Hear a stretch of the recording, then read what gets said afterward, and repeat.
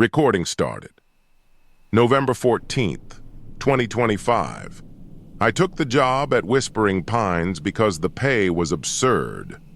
$40 an hour just to sit in a gatehouse and watch monitors? In this economy, that is a winning lottery ticket. The interview was strange. The hiring manager didn't ask about my security experience. He just checked my pulse. He looked at my teeth. Then he handed me a uniform that smelled like ozone and bleach. He said, "The job is simple. Keep the gate closed, watch the cameras, and most importantly, read the book." He left me alone in the booth at 9 p.m. I thought it was the easiest money of my life.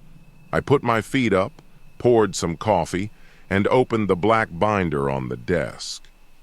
I expected a list of emergency contacts. Instead, I found a list of rules, and the first one made my blood run cold. Rule number 1. If the streetlights on Elm Street flicker, get under the desk immediately. Do not look at the monitors. Do not make a sound. Wait until you hear the humming stop. Rule number 2. A delivery truck from Speedy X might arrive at 3 a.m. We do not use Speedy X. Do not open the gate. Do not speak to the driver. If he starts screaming for help, turn up the radio volume until he leaves.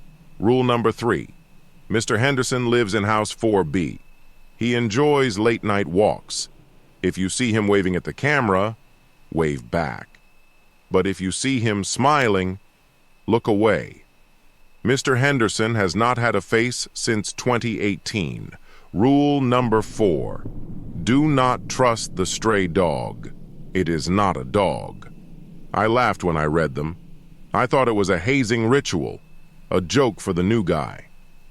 Then, the lights on Elm Street flickered.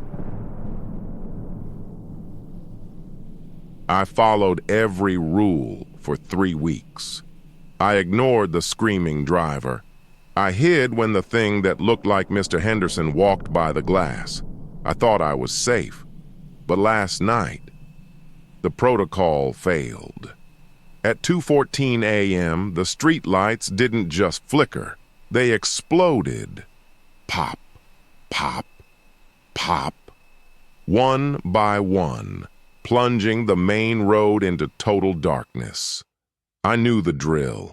Get under the desk, close your eyes. But human curiosity is a curse. I heard a sound coming from the speaker on monitor 4. It wasn't a scream. It sounded like weeping, like a child crying in the middle of the road. I couldn't help it. I looked at the screen. It wasn't a child. It was standing directly under the broken streetlight. It was at least 8 feet tall, with limbs that looked like they had been broken and reset in the wrong places. And it wasn't crying. It was mimicking a cry to bait me. The moment my eyes hit the screen, it stopped. It looked right into the camera lens. It smiled. And then it started sprinting toward the guard booth. I dove under the desk just as something slammed into the glass. It hit the booth so hard my coffee mug shattered on the floor. I laid there for 4 hours, listening to it run its long fingernails down the glass, scratching, waiting for me to breathe. The sun came up an hour ago. The thing is gone. But when I checked the logbook this morning, there was a new entry.